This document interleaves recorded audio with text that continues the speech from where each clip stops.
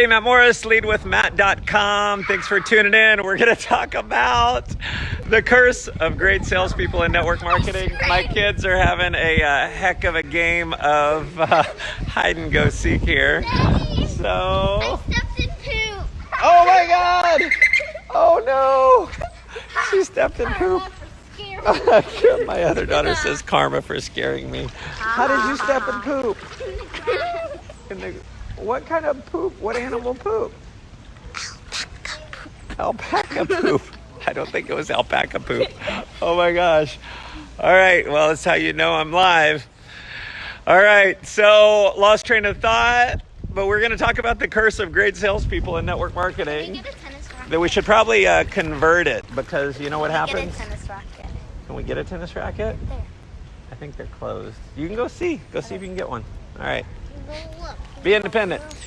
Here's the lesson. Every once in a while, you're going to step in some shit.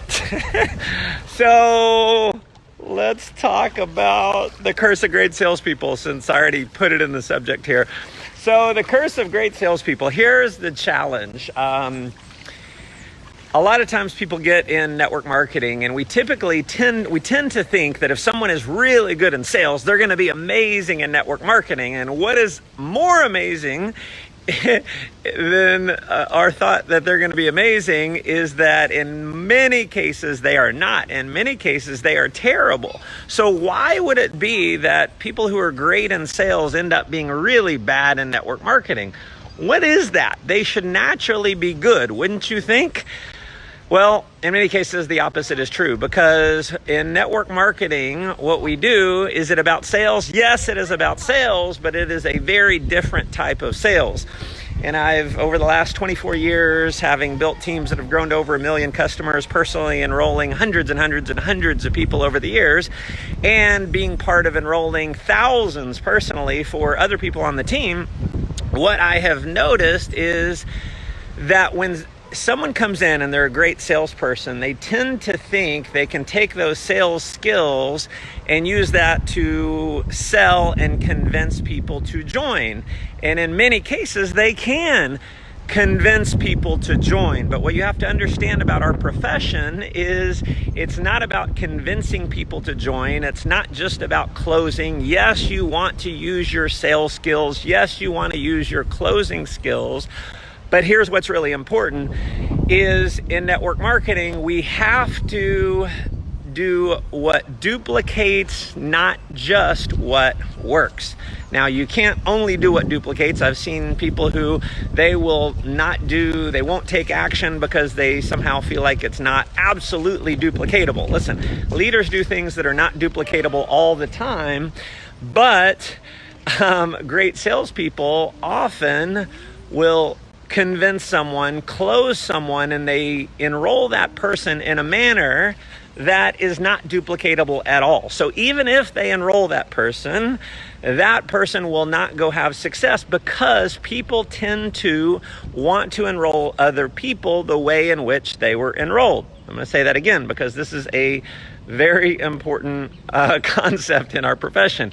People want to enroll others the way in which they were enrolled. And so if you are doing a sales presentation, if you're getting on the phone, explaining everything and getting the credit card number, realize that is never going to duplicate. See, I learned this many, many years ago. I got to the point where I was a really good salesperson, and I had personally enrolled 90 people into my organization in just a few months. 90. And you would think, wow, personally enrolling 90 people in a few months, that is absolute rock star status. You must have built a huge organization. No, my group grew to 150 people. I taught one other person who was a sales guy, my closing, my sales ability, my sales skills, and my system to convince and close. And we had zero duplication. We had like 3 people outside of our organization. So all 150 had been closed, except for 2 or 3 had been closed by me or my buddy. Okay. Why? Because we were doing something that was not duplicatable at all. We were amazing salespeople. We were super good. We would, assume the sale, take the credit card numbers. Man, we would slam people in. We'd have contests. We'd get on the phone and see who could personally enroll the most people in a night. There was one night, I think either he and I personally enrolled 6 people in one night. It was crazy. We were ridiculously good. but zero duplication. Now, what happens in a lot of other cases is if you're an amazing salesperson and you go in and you start showing someone your opportunity, your products, your services, they look at you and they think, wow, you're going to do amazing, but they don't join. Well, why don't they join? They don't join because they don't believe they can do what you're doing. So realize the number one question people have when they're looking at getting involved in network marketing from an opportunity side is, can I do it? Can I be successful myself? And if you're doing something that they don't believe that they can be successful in, they're largely not going to do it. So that's why we often rely on systems and tools and three-way phone calls. See, I was never doing three-way phone calls. When I enrolled those 90 people, I did no three-ways. I just slammed people in because I could. And just because you could doesn't mean you should. Okay? Say that again. Just because you could doesn't mean you should. So we want to follow a duplicatable system. I had a great friend of mine, amazing salesperson, and so funny. He would call me and he'd go, hey man, I got one. And I'm like, okay, cool. How did you get them? Well, I just talked to him about it. I was at the bar and we were talking and I explained it and I got his credit card. I had an app on me. I had him fill it out.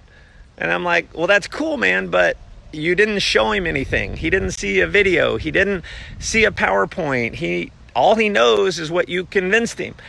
And so my friend was kind of like me. He was good at enrolling people, no duplication. So realize we have to do what duplicates, not just what works.